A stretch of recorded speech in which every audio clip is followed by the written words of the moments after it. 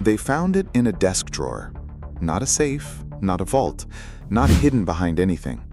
A plain wooden desk drawer in the study of a house in Kowloon, and inside it, among letters, film contracts, bills, the ordinary accumulation of a life, a notebook. Spiral-bound, black cover, the kind you could buy at any stationery shop in Hong Kong for a few dollars. Inside it, in Bruce Lee's handwriting, dense, precise, occasionally switching between English and Chinese mid-sentence, the way his mind moved between languages, was something that nobody outside his closest circle had ever seen. Not a philosophy, not a manifesto, not the kind of writing that a man produces when he knows someone is going to read it. A training log. Daily entries, specific, numbered, times recorded to the minute. And at the front of it, on the inside cover, a single line written in larger letters than everything else.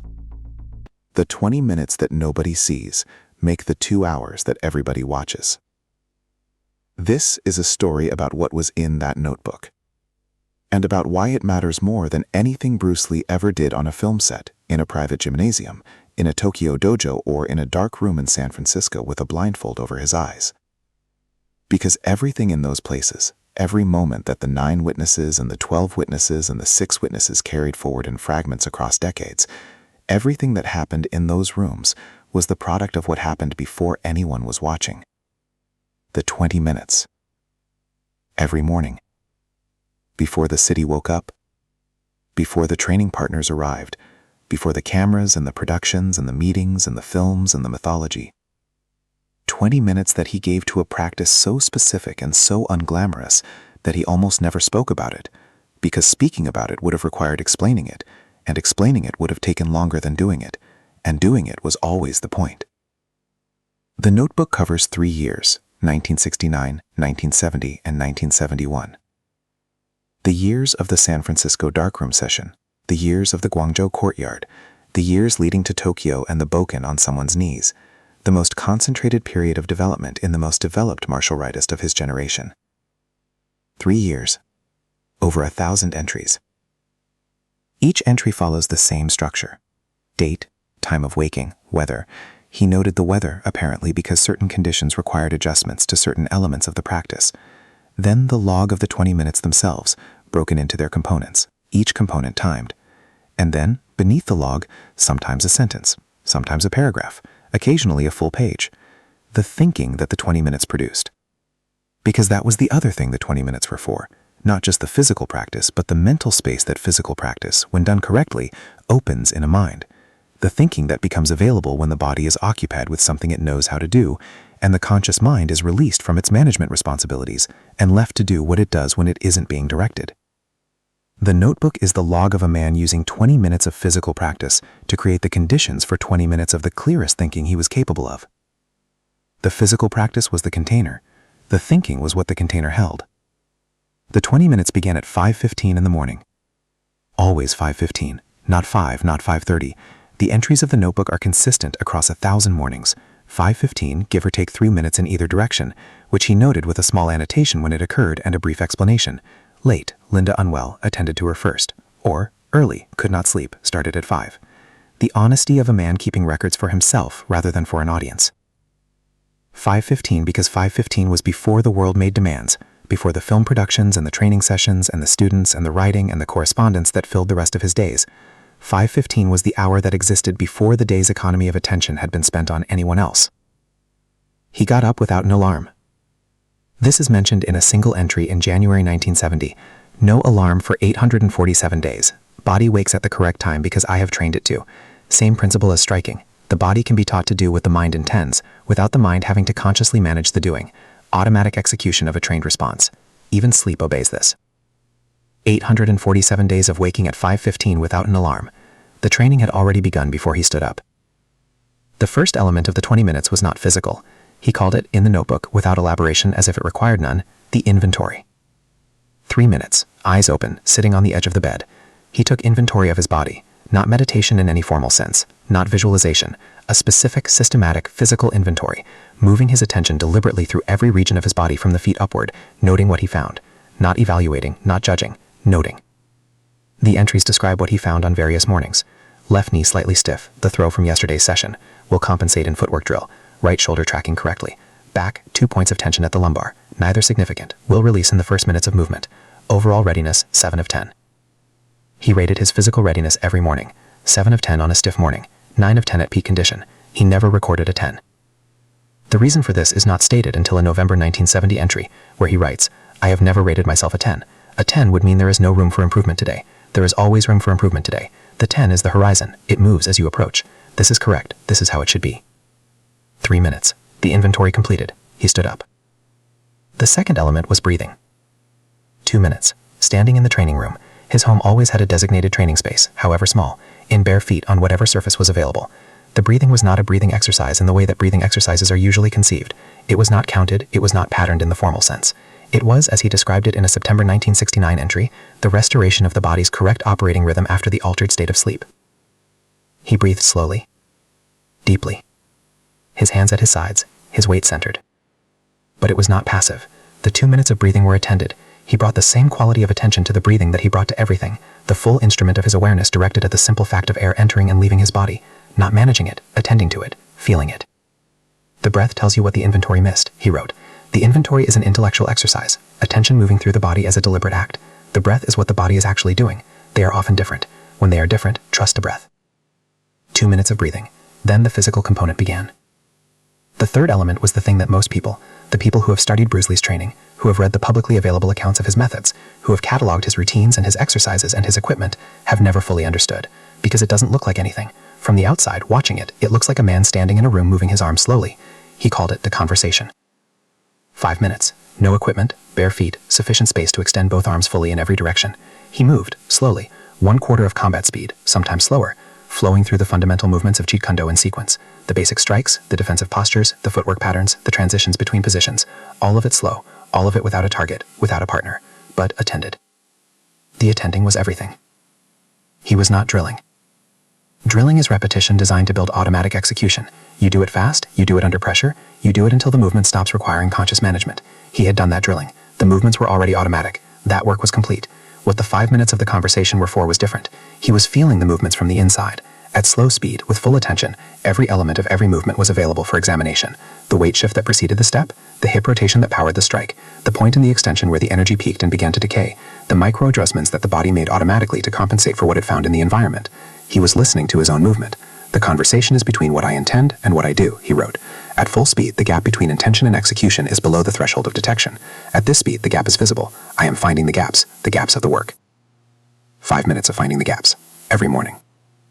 For 3 years. The fourth element was the one that had no name in the notebook. He never named it. He described it in different terms on different mornings, apparently because it resisted the kind of fixed description that a name implies. Sometimes he called it the reading, sometimes the absence. In one entry from March 1971, just weeks before the Guangzhou courtyard, he called it the water practice, and then underneath that wrote, "Not right. Water is still a metaphor. The thing itself has no metaphor." 3 minutes. Complete stillness. Eyes open. Standing. Not the inventory. The inventory was attended, active, the mind moving through the body. Not the breathing. The breathing was present, witnessed. This was different from both. He stood and he was in the room. That is the closest description available from the entries. He stood and he was in the room. Not thinking about the room, not scanning it, not performing any directed attention toward it, simply present in it, the way the room was present in itself, without agenda, without direction, without the forward organizing preparation that his system maintained as its default operating state. This is what the old man in Guangzhou had been doing for 60 years. This is what he was trying to find in 3 minutes every morning. He was mostly not finding it. The entries are honest about this. 2 minutes of actual presence, 1 minute of thinking about presence, not the same thing. Or, caught myself planning the training session, started again, perhaps 30 seconds of the real thing before the planning resumed. Or, from a good morning, 3 minutes, almost continuous. The room was simply the room, and I was simply in it. Whatever produced this, replicate.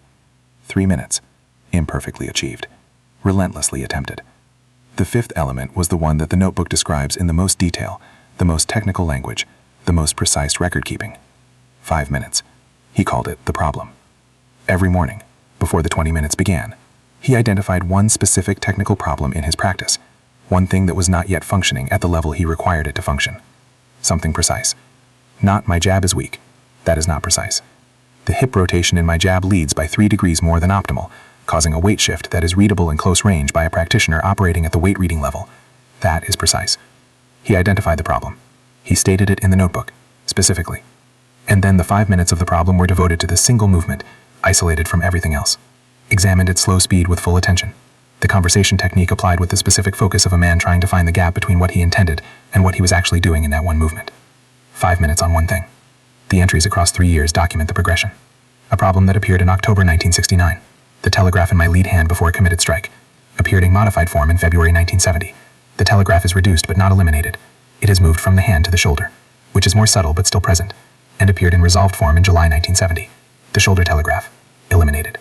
The solution was not fixing the shoulder, but training the hip to initiate before the shoulder can announce. The shoulder had been telegraphing because it was the first thing to move. Now it is the third. The announcement has been removed. 9 months on one telegraph. 5 minutes every morning. For 9 months.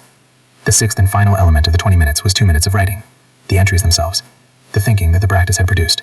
He wrote quickly. The handwriting in the notebook is faster than his normal correspondence. Less careful. More urgent. The writing of a man transcribing thoughts that are moving faster than the pen. Sometimes the entries are one sentence. Sometimes they fill a page. But they were always written immediately after the 20 minutes. Not later in the day. Immediately. Before the thinking that the practice had produced could be contaminated by the day's other demands.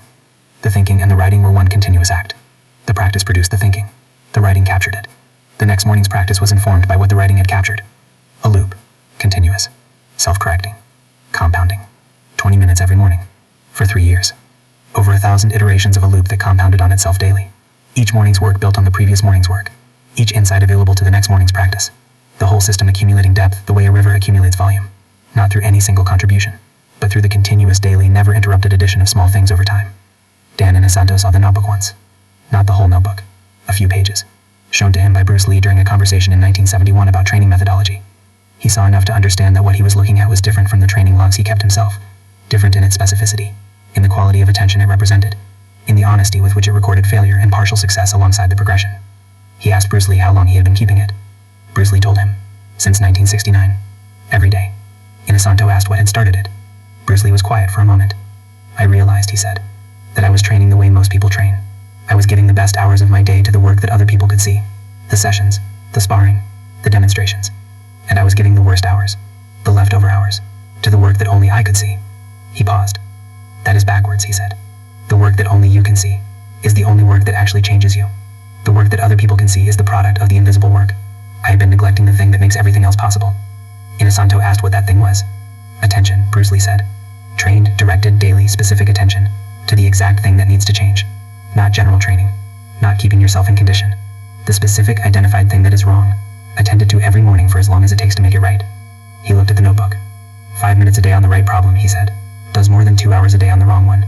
The 20 minutes built the man who walked into every room in this series of stories. The Los Angeles Gymnasium. The Hong Kong Film Set. The Private Athletic Club. The Guangzhou Courtyard. The Tokyo Dojo. The San Francisco Darkroom.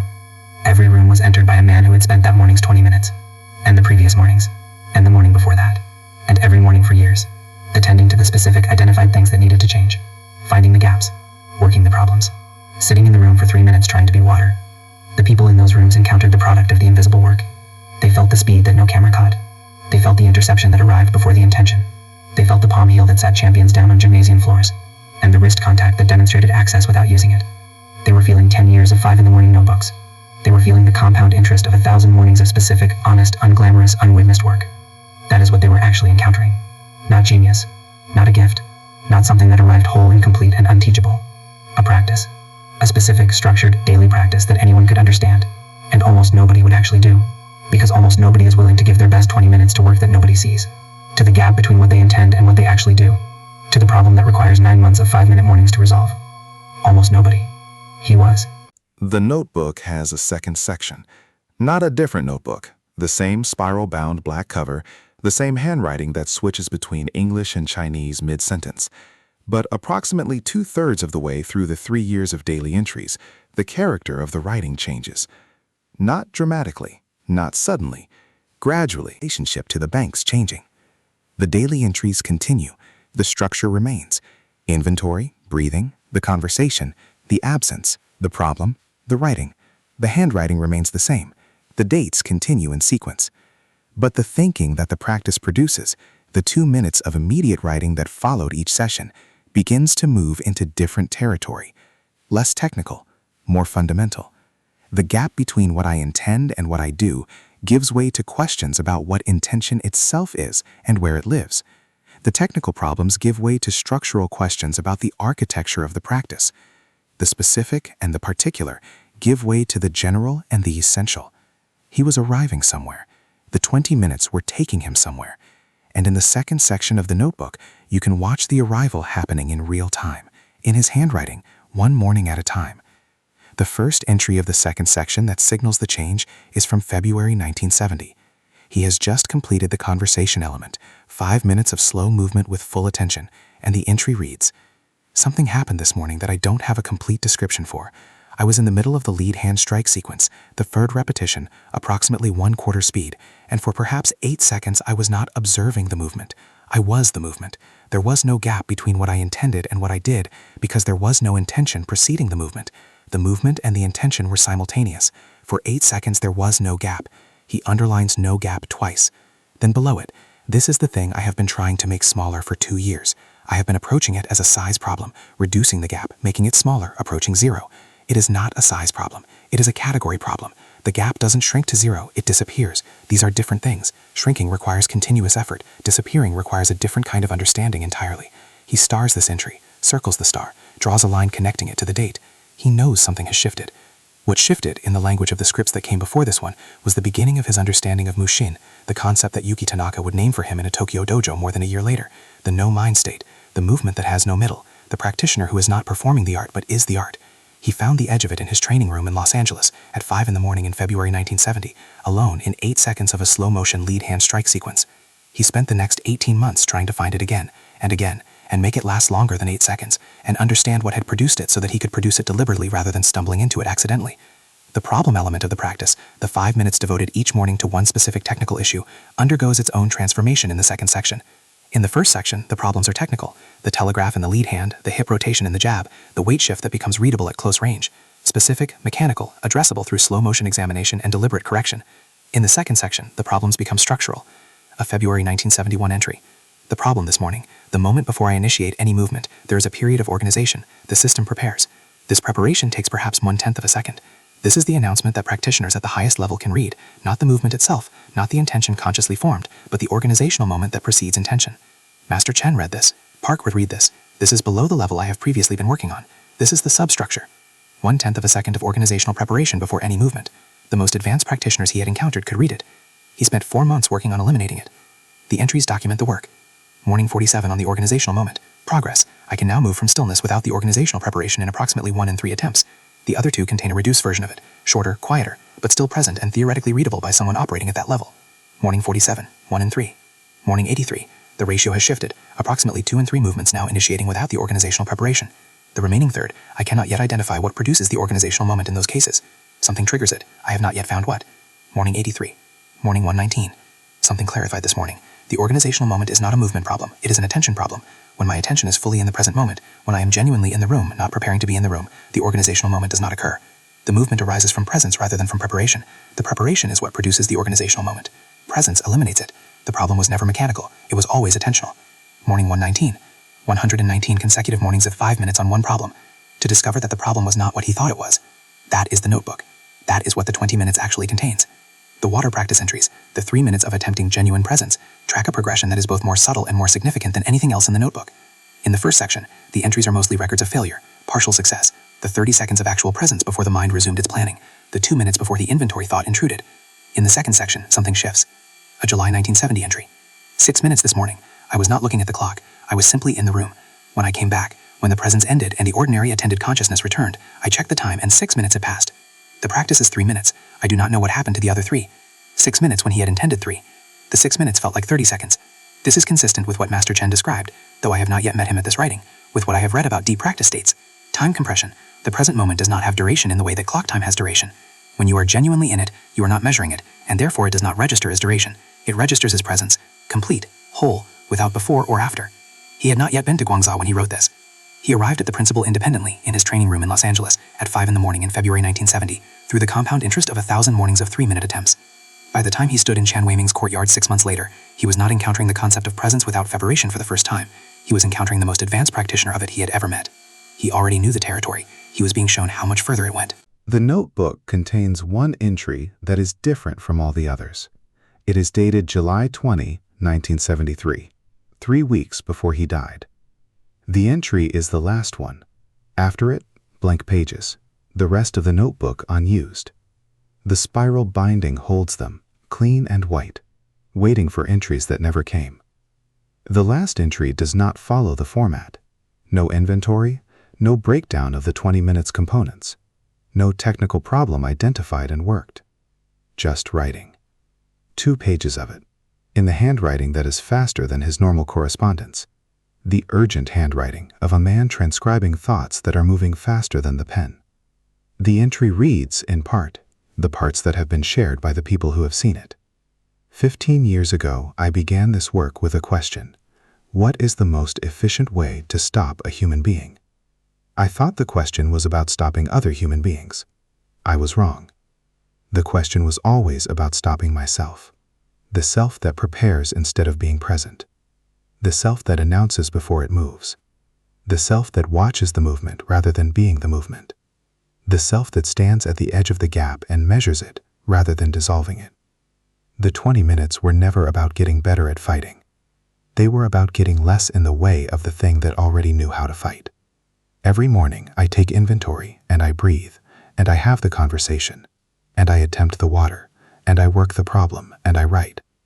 And every morning I find that there is still gap, still preparation, still the organizational moment, reduced now to a fraction of what it was, but present. Still the announced intention, quieter now, but readable by someone listening at the right level. I am not frustrated by this. I was frustrated by it for the first 2 years. I understand now that the gap is not the failure of the practice. The gap is the practice. It is what you work toward as you work toward it. And the working toward it is the point, not the arrival. The old man in Guangzhou is 90 years old, and the dissolution is not finished. I am 32 years old, and I have learned not to want it finished. I have learned to want the practice. Tomorrow, 5:15, inventory, breathing, the conversation, the water, the problem. The problem tomorrow will be the organizational moment, which has been the problem for 119 mornings now, and which I understand better than I did on morning 1, but not yet well enough. It is enough to understand it better. It is enough to have one more morning. There are no more entries after this. Here is what you need to understand about that notebook. It is not a training manual. It is not a collection of exercises that you can extract and apply and expect to produce what they produced in Bruce Lee. The exercises are not the point. The structure is not the point. The specific breakdown of 20 minutes into 6 elements of particular durations is not the point. The point is the thing that the structure was designed to produce. The daily, consistent, unglamorous, private act of attending to the exact thing that needs attention. Not the things that are already working. Not the impressive things. Not the things that produce visible results in the short term. But the specific, identified, honestly faced thing that is not yet functioning at the level it needs to function. 5 minutes on one problem. Every morning. For as long as it takes. Not 2 hours on general improvement. Not impressive training that other people can watch and admire. 5 minutes on the gap between what you intend and what you actually do. 5 minutes listening to your own movement for the announcement it makes before it moves. 5 minutes in the conversation between intention and execution. And 3 minutes of attempting to be present. Not meditating, not visualizing, not performing stillness. Simply being in the room you are actually in, without the forward organizing preparation that pulls you out of it before anything has happened. 3 minutes. Mostly failing. Occasionally, for 8 seconds, for 6 minutes, for the brief intervals that the entries record with the precise notation of a scientist recording a rare experimental result. Succeeding. And writing it down immediately, before the thinking disappears. Because the practice produces thinking that is not available any other way. The body occupied with something it knows how to do. The conscious mind released from its management responsibilities. The thinking that becomes available in that release, that thinking is the most valuable product of the 20 minutes. More valuable than the improved hip rotation, more valuable than the reduced organizational moment. more valuable than the incremental progress on any specific technical problem. The thinking is what built Jeet Kune Do, not the striking drills and the sparring sessions and the demonstrations that the public record contains. The 5:15 mornings and the notebook and the 2 minutes of urgent handwriting that followed the practice. The invisible work produced the philosophy. The philosophy produced everything else. This is what nobody talks about when they talk about Bruce Lee. They talk about the speed, the one-inch punch, the nunchaku, the film sequences that redefined what cinema could do with the human body. They talk about Enter the Dragon and the cultural earthquake it produced, and the generations of practitioners in every discipline who traced their motivation back to a cinema screen on which a man moved in ways that seemed to redefine what human movement was possible. They talk about what other people saw. Nobody talks about the 5:15 mornings. Nobody talks about the notebook and the inventory and the water practice and morning 119 mornings of working the organizational moment. Nobody talks about the 8 seconds in February 1970 when the gap disappeared for the first time and he knew he had found the edge of something he would spend the rest of his life trying to reach. Not because these things are secret. They have been documented. The notebook exists. The people who have seen it have shared what they saw. Because these things are not interesting to most people. 5 minutes on one problem. 3 minutes of attempting to be present. 119 consecutive mornings on a single technical issue that most practitioners at his level would never have identified as an issue. The early morning inventory of a body that was already performing at a level that nobody else on the planet was approaching. It is not interesting the way the speed is interesting. It is not dramatic the way the one-inch punch is dramatic. It is not cinematic the way the film sequences are cinematic. It is just the work. The boring, specific, daily, unglamorous, private work that produced everything that was interesting and dramatic and cinematic. The 20 minutes that nobody sees making the 2 hours that everybody watches. There is a reason this series of stories has moved through so many rooms. Los Angeles, Hong Kong, Guangzhou, Tokyo, San Francisco. Each room held something. A champion sitting down on a mat, a solar plexus strike that dropped a professional's guard, a wrist touched in the dark, a 63-second standoff broken by a spoken sentence, a courtyard where 25 minutes produced no winner. Each room showed a product. This notebook shows the process. And the process, properly understood, makes the products inevitable. Not the specific products, not the palm heel that moved Ali's feet off the mat, not the step from stillness that found the Hapkido master in the dark. Those specific things were the specific expressions of a specific person's specific practice in specific moments that could not be planned or predicted. But the general product, the practitioner who entered every room carrying something that the people in the room had no category for, that was inevitable. Given the process, given the consistency, given the specific honesty with which he attended to the gap between what he intended and what he did, given the 1,000 mornings of the water practice, and the 1,000 entries of urgent handwriting, and the relentless, unglamorous, private devotion to the invisible work. The product was inevitable, because compounding is inevitable.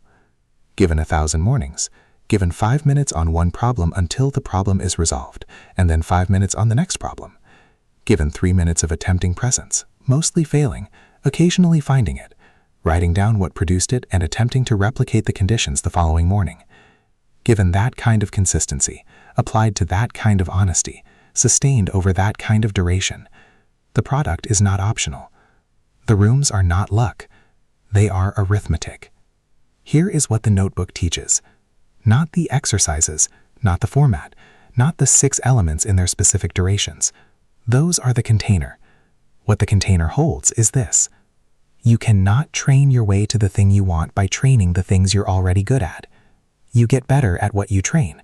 If you train your strengths improve. If you train what is impressive and visible and comfortable and already working, those things improve. And they were already the things that were working. The improvement is real and it is genuine, and it changes nothing fundamental about your ceiling. The ceiling is made of your weaknesses, the specific, identified, honestly faced things that are not yet functioning at the level they need to function, the gap between what you intend and what you do, the organizational moment before you move, the announcement that practitioners at the highest level can read. You have to train those, specifically, daily, with the full attention that the comfortable work never receives, because the comfortable work doesn't require full attention. You can do it half awake, half present, half invested, and it still looks like training from the outside. The specific, identified weakness requires something different. It requires the 5:15 morning, the honest inventory, the slow motion conversation with your own movement, the 3 minutes of attempting to simply be in the room you are in, and then the 5 minutes on the one thing that is wrong. Not generally wrong, specifically wrong, identified, named, stated in the notebook so precisely that you would know what it looks like when it has been resolved, so precisely that morning 47 and morning 83 and morning 119 mean something, so precisely that the resolution of one problem reveals the next problem underneath it. The telegraph in the lead hand, resolved after 9 months. Revealing the telegraph in the shoulder, resolved after 4 months. Revealing the organizational moment before movement, still being worked on at morning 119, still being worked on in the last entry, 3 weeks before the end. They found it in a desk drawer. A plain wooden desk, a plain black notebook, the kind you can buy anywhere for a few dollars. Inside it, 1,000 mornings of 515, 1,000 mornings of the inventory and the breathing and the conversation and the water and the problem and the 2 minutes of urgent handwriting. 1,000 mornings of unglamorous, private, specific, honest work. The 20 minutes that nobody sees. The 20 minutes that built every room in the series of stories. The 20 minutes that produced the speed, the interception, the wrist contact in the dark, the step from stillness that found the Hapkido master before the response could form. It was never about the product. It was always about the process. 5 minutes on one problem, every morning, for as long as it takes. That is all. That is everything. If you made it here, you already know what the notebook contains. The question is whether you'll open one of your own. 5:15, tomorrow. Subscribe, because the most important stories are never about what people saw. They are always about what happened before anyone was watching.